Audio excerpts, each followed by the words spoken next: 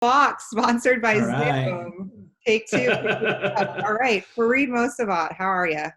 I'm good. You hanging in? You hanging in there, former director? I mean, Yeah. at this point, God, I mean, we love you at OpenView. Oh, That's thank for you. sure. I think everybody, if they follow OpenView, they know who you are at this point. Obviously, formerly it's Slack, now in the post Slack advisor world. But yeah, tell me, I would love to hear just a little bit kind of about your role at Slack. You were there for almost 3.5 years, and how life has been since.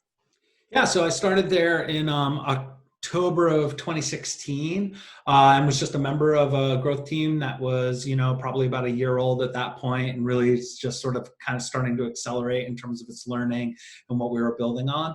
Over the course of the next couple of years, I founded a team focused on our self-service monetization. Built that team up from myself and two engineers to a whole function, multi-team function, took over billing and sort of a lot of our monetization efforts more holistically. From there, took back over some of the things that were formerly called growth and built a team called Lifecycle that was responsible for the full lifecycle of a Slack self-service or even enterprise customer in the long run. Helping people adopt and use Slack in their everyday, how do you connect the dots between all the different pieces of the product? Yeah. And then from there, just sort of grew that role from there through until just about February of this year, where I decided to leave and try something new. Yeah. So I'm taking the next couple of months to teach some classes and work as an EIR at Reforge, which is a growth and product management education company, teaching mid-career professionals about growth. So I'm going to do that for a little while and then figure out what's next. And finally get you on a weekly walk. It's not even Yes, finally finally. on one, and we're not even with each Yep. other.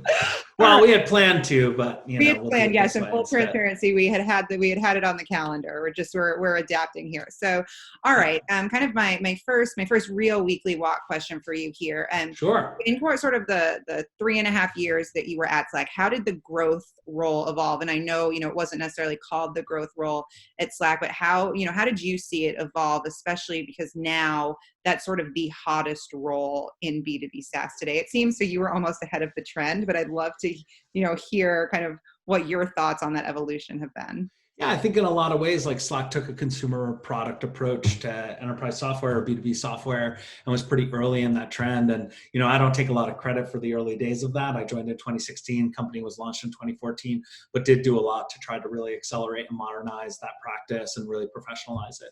I think the way that I would describe it is when I joined, we were really narrowly focused on a single area of the product, primarily around onboarding, activation, and getting new customers engaged with Slack. And not even just new customers, really new users, but more like new teams, like people who are creating their first team ever on Slack. I don't know if you remember, but in the earliest days, like we had this cool little Slack bot chat onboarding. And I was like, what are all the things we can do to really like make that more valuable for customers? And we're super, super narrowly focused. We did some stuff on acquisition. So we had a separate but connected marketing team associated with that. But really, I think it was just top of funnel. It was top of funnel and activation that we were really focused on. Mm-hmm. I think from there, like I described before, we started to broaden. So I think like what happens as you grow a business like this is there's usually one thing that's like important and then you build from there. So then from there is when we founded this team called Lifecycle. And we really put all the pieces together that we believed were important to help a customer go from I've never used Slack before to I'm a super successful user of Slack across all segments, but primarily across the self-service side of the business. Because while we have a lot of sales and success, most of our sales and success was focused on working with pre-existing self-service teams of Slack and really leveling up their usage. Yeah. So we saw our job as really shepherding teams from that nascent use to what we call either being champions or successful wall-to-wall users of Slack.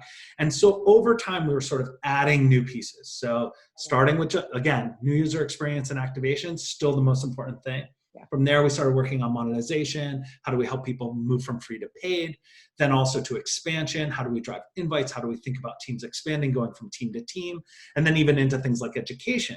How do we help you use Slack effectively? Not just having more people on Slack or paying for Slack, but how do we deepen your engagement and help you use it even more?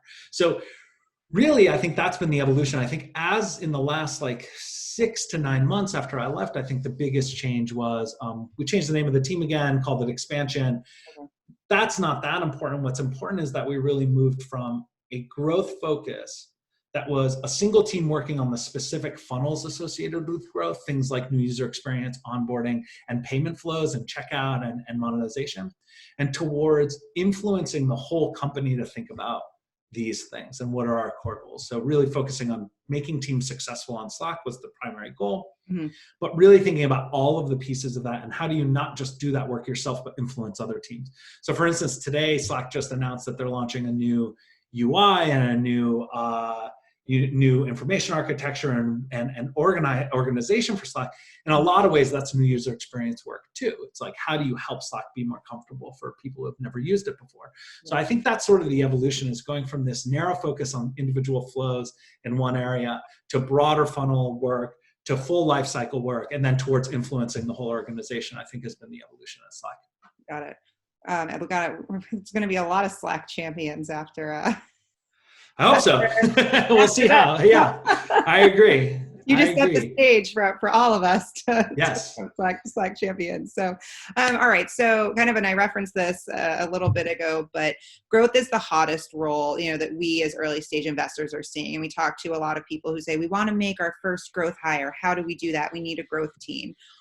Should these people, as they're starting out on that journey, should they be focusing on hiring somebody with a product background or a marketing background, or does it not matter? And what should sort of be step one for them as they embark on this journey? So I have this conversation a lot with founders and with folks trying to build out the first growth team. And my question for them, the way I like to think about this is, it's not about product versus marketing versus onboarding versus monetization. It's really, you have to start with the question, how does my product grow? What are the key things and levers, and what are the loops, as I like to think about them, the core loops that are compounding, that are going to drive growth for your company? Yeah. So thinking about that, you have to think through, what are the key constraints? What are the key points of leverage? And where do I have an opportunity if I put narrow effort, like focused effort in a single place, I believe has the highest likelihood of having impact in building that engine.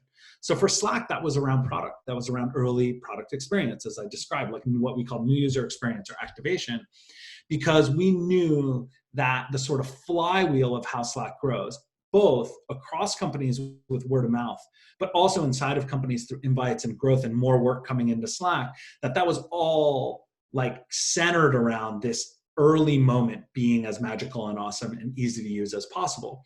And while it's not the only thing, and we've grown from there, it felt like the point of highest leverage, if that makes sense. Yeah. So what is that point of highest leverage? Why is your product growing, and what can you do? And obviously I would ask everybody to take a step back and ask, like, do I actually have product market fit? Do I have strong retention? Am I in a place where I can actually drive growth? Do I have loops that make sense that I can accelerate or not? So I think that's where you need to start. And then from there, you have to decide, okay, what's the team I need to build to do that? So for some companies, that'll be like, hey, we have all this great user-generated content. SEO is our jam. Like, let's go do that. Or it could be, hey, we're building a product-led growth self-service engine for B2B driven by word of mouth, like Slack. So, okay, those are the things we need to do. Or I have a virally driven product. I need to really think about referrals, invites, that loop. Or I'm building a D2C or, lead, product that's going to be driven by outbound sales. So what does that mean? So I think it's really important to ask yourself and really be honest about what is the core loop for this business and how am I going to drive that? Okay. So yeah, we love product market fit at OpenView too. Yeah. Big fans of that. Thank you for being here with me, even though we are many miles away, mentally walking. We're not physically walking. This is a mental. Well, I just went for a walk, so I feel okay. Perfect. So awesome. Well, thanks for being here. We'll see y'all soon. Bye, guys. Amazing.